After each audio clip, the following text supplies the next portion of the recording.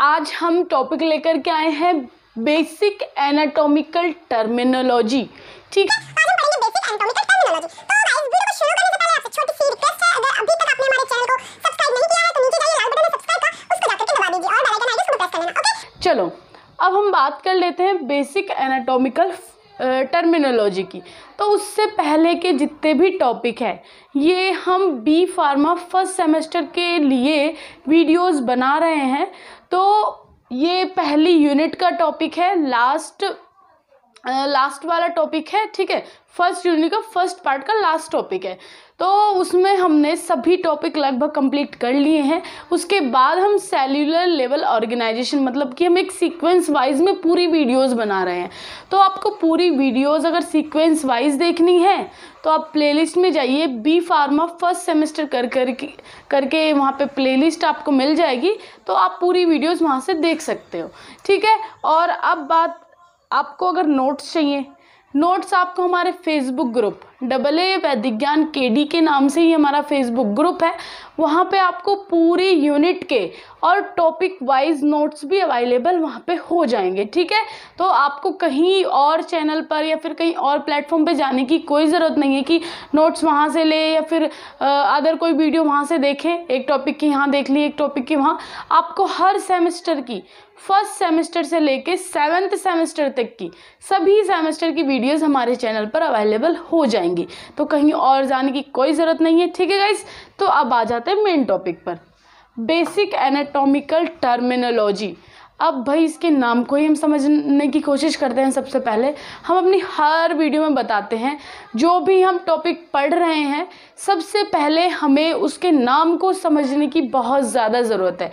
नाम से ही सब कुछ है, मतलब नाम अगर हम उसको हमें पता रहेगा कि इसके क्वेश्चन पूछा क्या गया है या फिर इसका नाम क्या है, तो हम उसको गैस जल्दी से कर पाते कि अगर मान लो हमने अब यही टॉपिक ले रहे हैं, नाम हमें कुछ पता नहीं है, हम लिख रहे हैं थ्योरी या फिर हम कुछ लिखते ही चले जा रहे हैं, कोई मतलब नहीं बनता। तो अगर हमें नाम का ही मतलब पता होगा तो सब बिल्कुल ईजी हो जाता है। ठीक है, अब आ जाते हैं इसके नाम पे, basic anatomical terminology. Anatomical, anatomy मतलब जो भी हमारी पूरी बॉडी की स्ट्रक्चर है। हमने एनाटॉमी पढ़ी थी ना, उसमें हमने क्या पढ़ा था, स्टडी कर रहे थे हम बॉडी की स्ट्रक्चर की, जो बाहर की, ये आपको आंख दिख रही है, ये हाथ दिख रहा है, ये दूसरा हाथ दिख रहा है, इधर हार्ट होता है, इधर अदर ऑर्गन होता है। तो वो सब आपको क्या दिख रहा है, और ऑर्गन्स तो आपको दिख नहीं रहे, पर बाहर की जो स्ट्रक्चर ये दिखाई दे रही है आपको, वो क्या है, एनाटॉमिकल के अंदर, एनाटॉमी के अंदर हम वो पूरी प्रोसेस, पूरी स्ट्रक्चर पढ़ते हैं। बाहर की जो भी स्ट्रक्चर होगी किसी भी ऑर्गन की या फिर किसी भी बॉडी की, वो एनाटॉमी कहलाएगी। अब इसमें एनाटॉमिकल टर्मिनोलॉजी, टर्मिनोलॉजी मतलब आपने देखा होगा एक वर्ड के बहुत मीनिंग होते हैं। ठीक है, तो अब हम बेसिक एनाटॉमिकल टर्मिनोलॉजी के अंदर पढ़ते हैं कि कोई बाहर का वर्ड है, जैसे हम कोई सिंपल वर्ड में कुछ भी एक सिंपल वर्ड बोल दें और उसको अदर लैंग्वेज में कुछ और बोला जाए, किसी अदर लैंग्वेज में कुछ और बोला जाए, किसी अदर स्टेट में चले जाओ तो कुछ और बोला जाता है। जैसे हम यहाँ पे अब यूपी में हैं, यूपी में हम बोल दें किसी वर्ड को, कोई कुछ भी वर्ड बोल सकते हैं, अदर स्टेट में पहुँच जाए तो अलग उसका मीनिंग होगा, अदर में जाओ तो भी अलग मीनिंग होगा, अदर में जाओ तो भी अलग मतलब होगा, बट वो चीज़ एक ही रहेगी, एक चीज़ के अलग अलग नाम एक तरीके से आप समझ सकते हो। तो यहाँ पे भी ऐसा ही है, एनाटॉमिकल टर्मिनोलॉजी मतलब साइंस के बेस पर नाम दिए गए हैं। ठीक है, साइंस के बेस पर। एग्जाम्पल देखो, यहाँ पे हमने पहला लिखा है मेडियल। मेडियल, मीडियल का क्या मतलब होता है, अब हम कहीं कहीं बोलते हैं मिडल, मिडल, मिडल हो गया, कहीं कहीं बोल देते हैं मिड हो गया, हिंदी में बोल देते हैं बीच, बीच। अब साइंस की लैंग्वेज में हम इसको बोल रहे हैं मीडियल।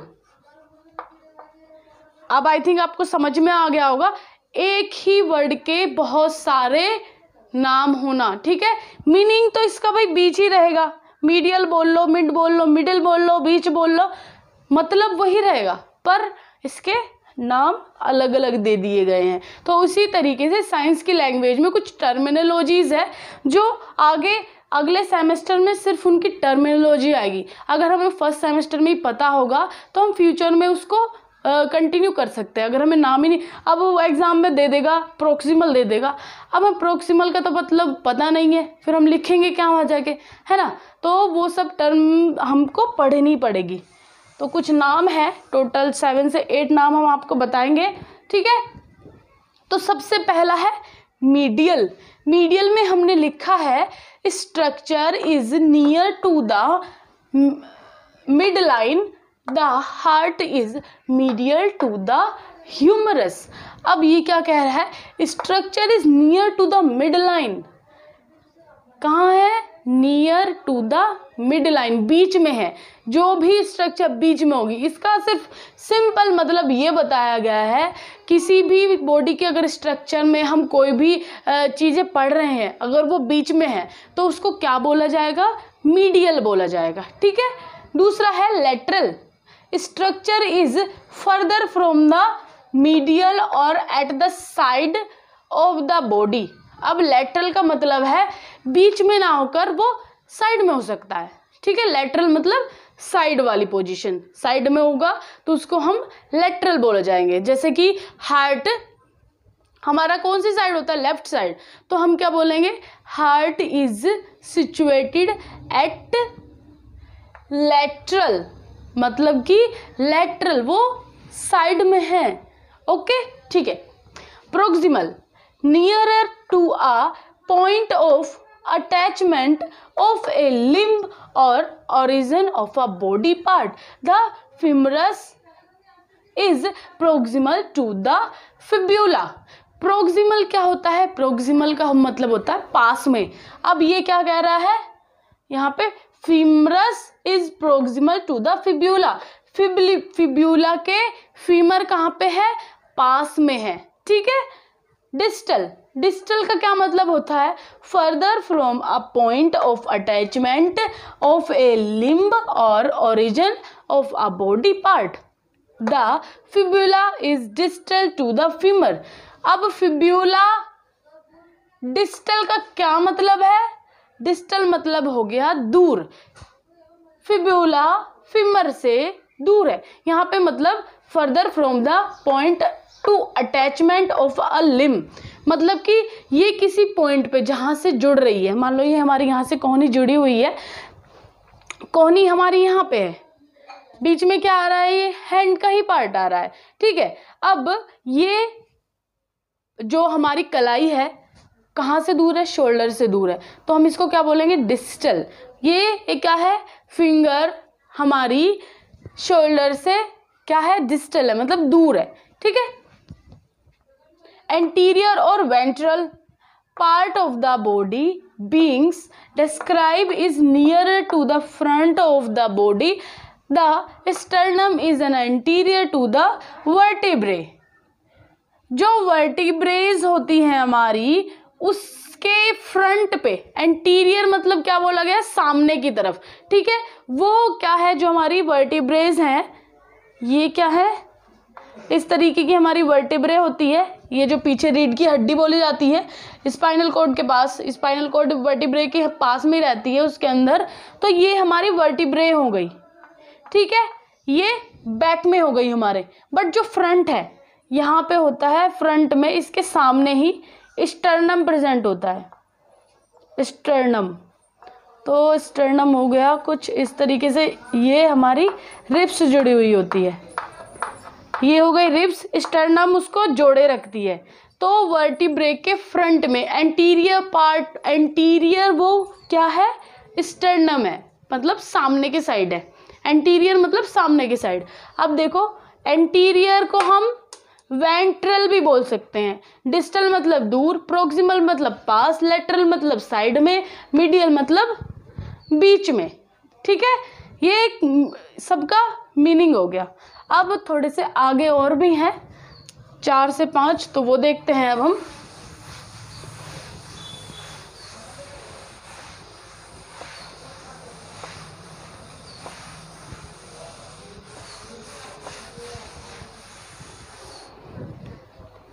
तो गाइज हमने ये पूरा लिख लिया है, अब इनको समझते हैं, ठीक है। तो सबसे पहले हमने लिखा है पोस्टीरियर और डोर्सल। डोर्सल और पोस्टीरियर का मतलब सेम होता है।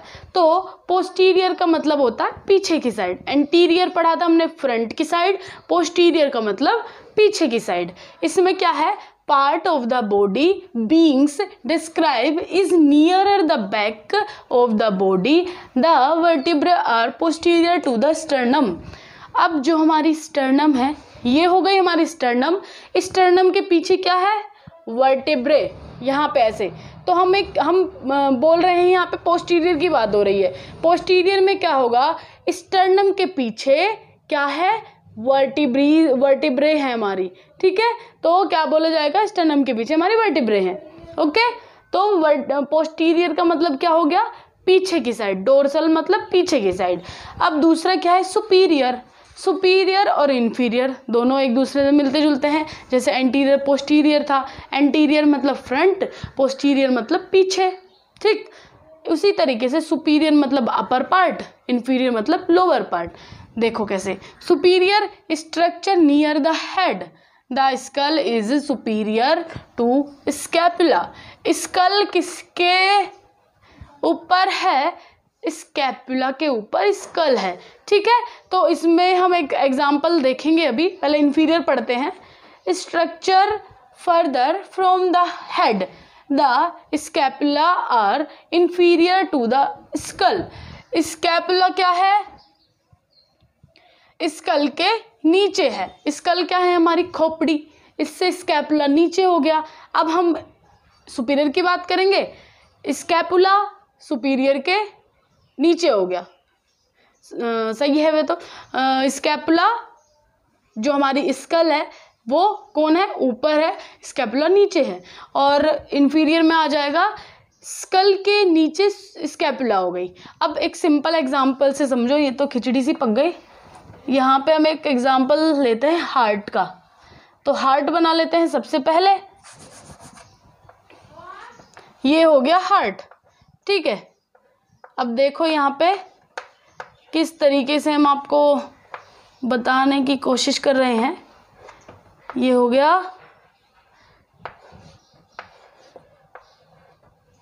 ठीक है, ये पूरा हार्ट हो गया।